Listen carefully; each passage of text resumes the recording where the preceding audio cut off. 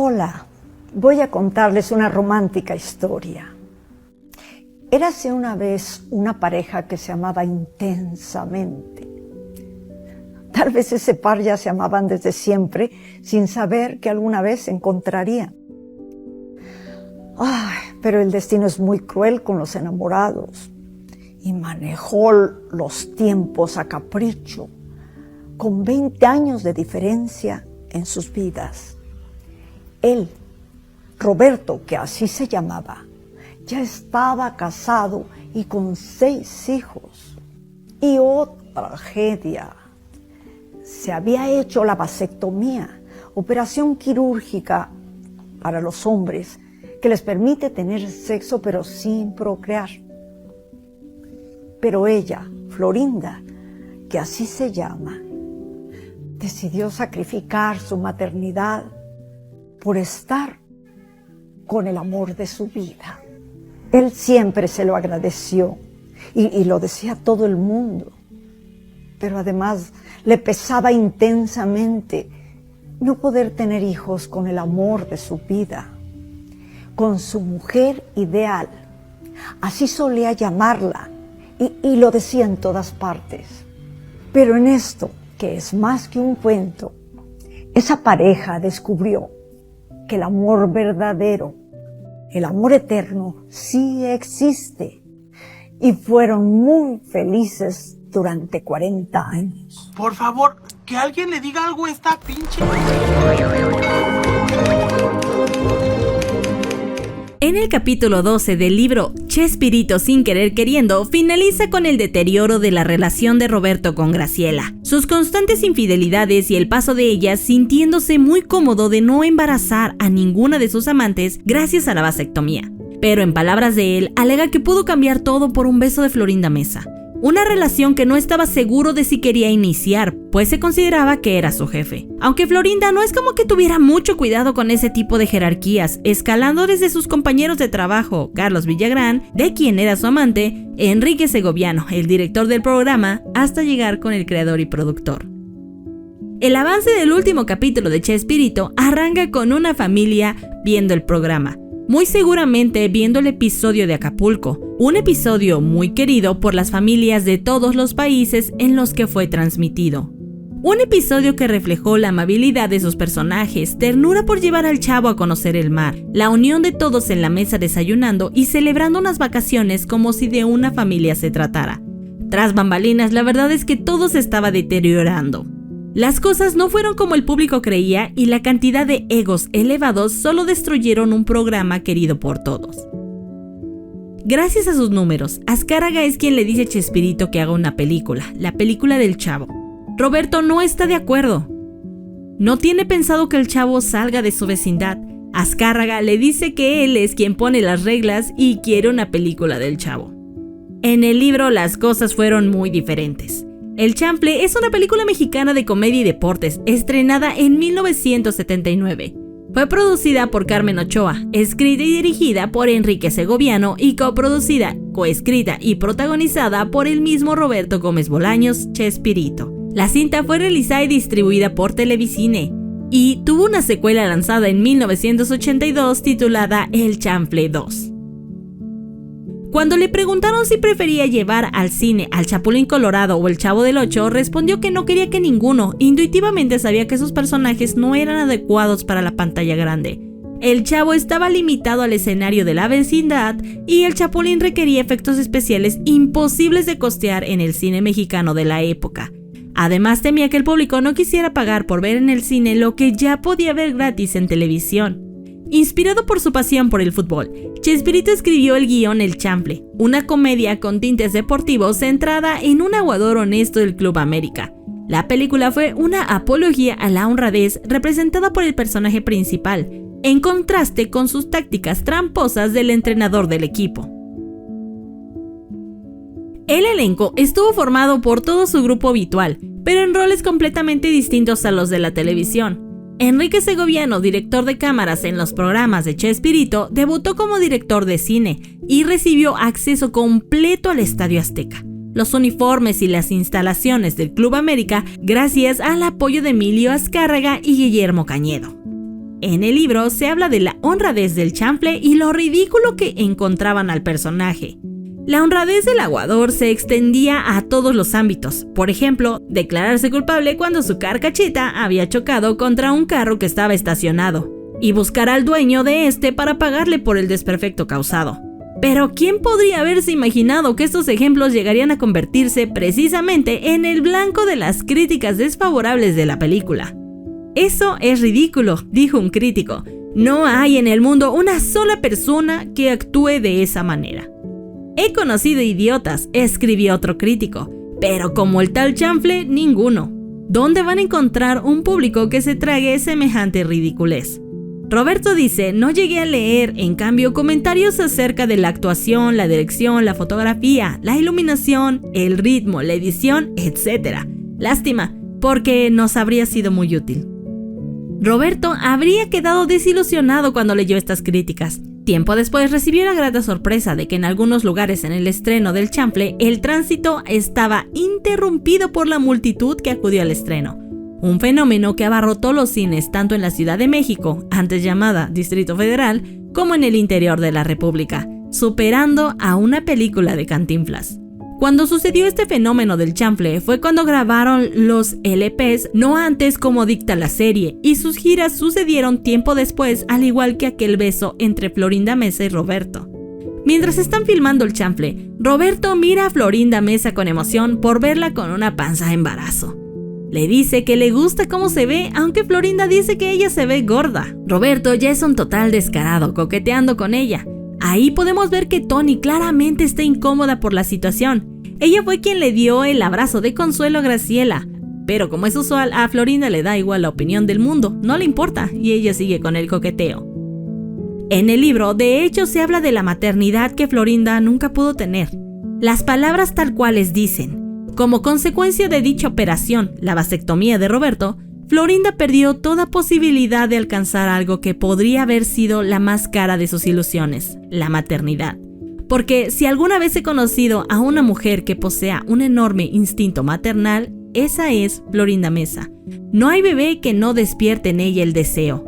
Y esto no se limita solo a los bebés, pues de igual manera se desvive por cobijar a cuanto niño o adolescente requiera de alguna ayuda, sin distinción de color, raza, credo o posición social.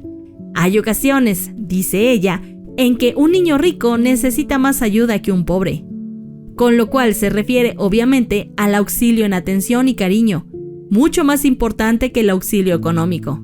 En síntesis, si hay alguien maternal, repito, es Florinda Mesa. Todo lo anterior hace que crezca sin límites el reconocimiento de lo mucho que debo agradecer a quien decidió unir su destino con el mío, porque desde antes de iniciar nuestra aventurosa relación, Florinda sabía que yo había recurrido a la vasectomía a raíz del nacimiento de mi última hija, Paulina, a petición de Graciela y su ginecólogo, quienes consideraron que tal operación era un recurso necesario para la salud de ella.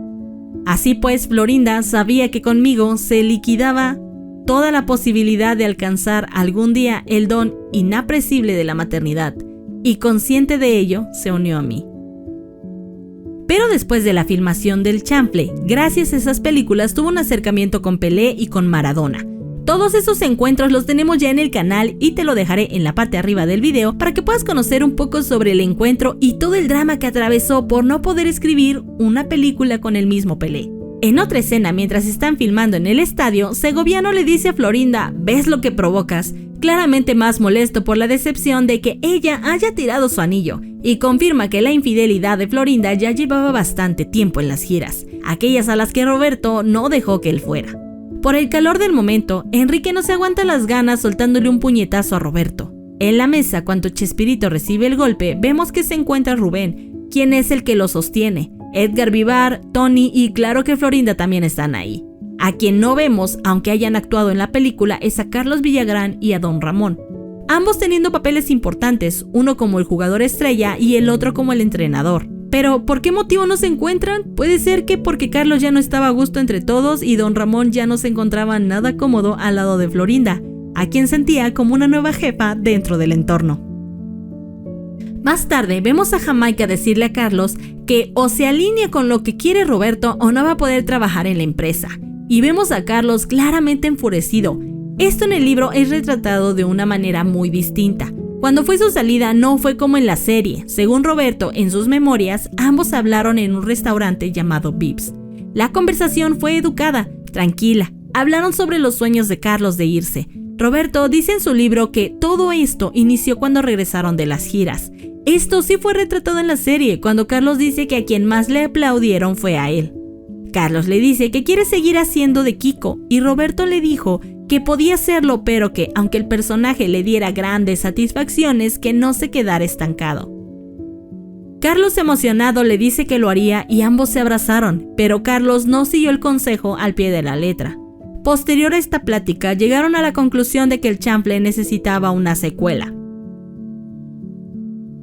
Después del rotundo éxito de esta primera película, la presión por hacer una secuela creció. Mientras Roberto Gómez Bolaños se preparaba para dirigir su primera película, llamada Charrito, un proyecto que le permitió por fin ingresar a la sección de directores del STPC, gracias a un cambio en sus políticas internas, la productora consideró que el chanfle merecía esta secuencia.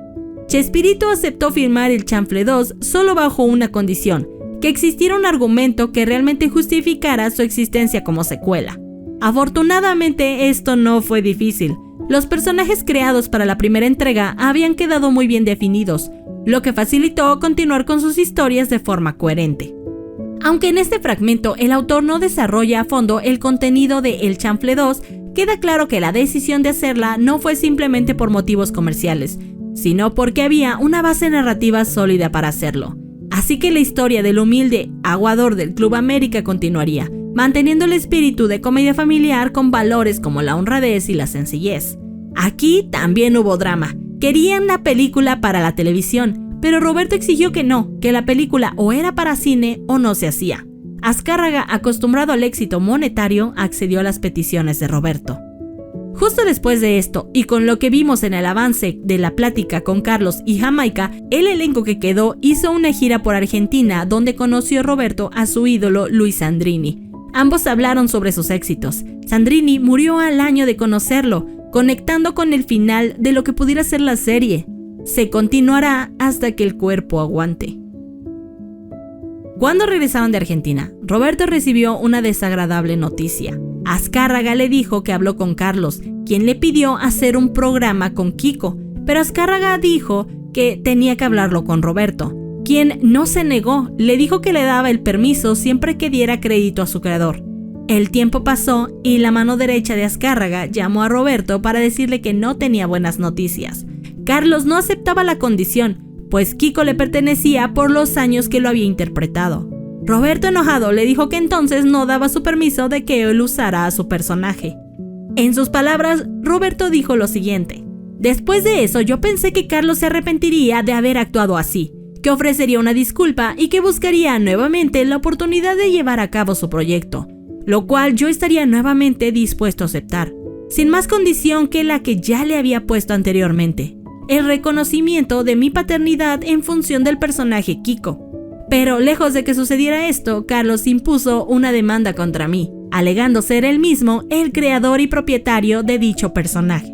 Después de esto, muy probablemente veremos las peleas de derechos de autor. Carlos se protegió por unos abogados peruanos que le pidieron demostrar que realmente Roberto era el creador. Así que Horacio, el hermano de Roberto, entregó un documento firmado por los actores de que Roberto era el dueño de los personajes y todos lo hicieron, incluida Tony. Aunque años después, buscando registrar a su personaje, se encontró que Horacio no estaba haciendo su trabajo del todo y registró a la Chilindrina a su nombre. La pelea entre ambos siguió y en el libro se dice lo siguiente. Luego, durante las declaraciones por la demanda, Carlos dijo que yo lo había obligado a firmar dicho documento, presionándolo mediante la retención de su sueldo. El argumento, seguramente sugerido por sus abogados, era plenamente infantil, ya que era Televisa y no yo quien pagaba dichos sueldos, y la empresa jamás retrasó un solo pago. Por otra parte, estaba el testimonio de todos los demás actores. En fin, que el fallo fue total y fácilmente favorable a mí. Ahora, dijeron después los abogados, tú puedes hacer dos cosas: contrademandarlo o impedir que trabaje en cualquier país usando el personaje de tu creación. No, respondí, no haré ninguna de las dos cosas. ¿Por qué no?, le preguntaron. Roberto dio un ejemplo del robo de un auto. Él denunciaría el robo de un auto en su totalidad, no del espejo retrovisor, diciendo, si el espejo, en este caso el personaje de Kiko, le da de comer a Carlos, que lo haga y buen provecho. Carlos tuvo grandes beneficios con sus programas. Le dio además los recursos necesarios para comprar casas en Caracas, en el Distrito Federal y en Cuernavaca, varios automóviles, últimos modelos, oro, joyas y alguna que otra cosa. Pero debo reconocer que nada de eso me lo quitó a mí. Es más, tampoco me quitó lo que podía haber sido mucho más valioso, la popularidad y el éxito de mis programas. Lejos de eso, a partir de su ausencia, mis ratings se mantuvieron en primerísimo lugar. Se incrementaron las exitosas giras por todo el continente y mis series continuaron al aire por 17 años más. Y podían haber seguido ahí durante mucho tiempo más. Pero un día la empresa retiró todos los programas humorísticos del Canal 2 para concentrarse únicamente en la proyección de telenovelas. Afortunadamente, no para mí sino para el público, tal medida fue revocada tiempo después. Al final del avance vemos a Roberto hablar con Ramón, preguntándose si debería seguir.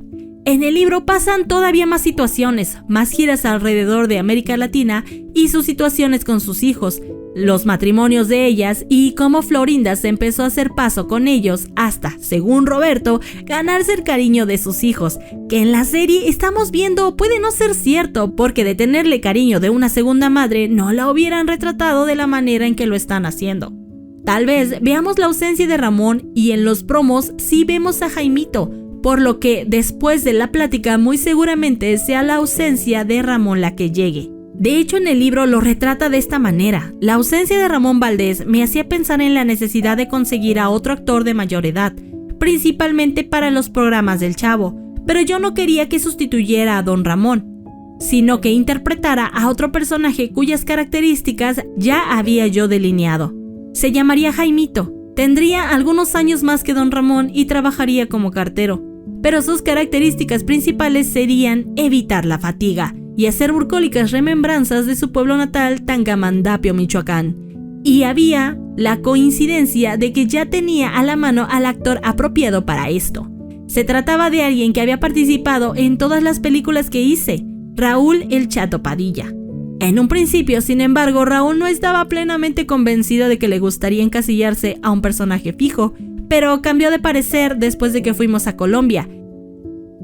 Como va a terminar la serie con la gira de Bogotá, cuando Roberto ya está demasiado estresado por todo el tiempo que ha pasado, el divorcio, la demanda de Carlos Villagrán, la ausencia de Ramón para irse a trabajar con Carlos a otro país, en el elevador están todos menos ellos dos.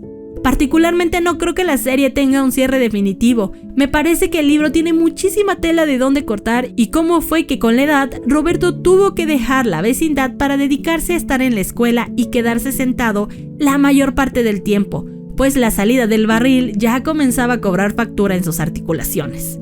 Estos solo serían algunos datos de lo que vendrá en el final según el libro, pero pueden poner mucho más dramatismo para mantener al espectador.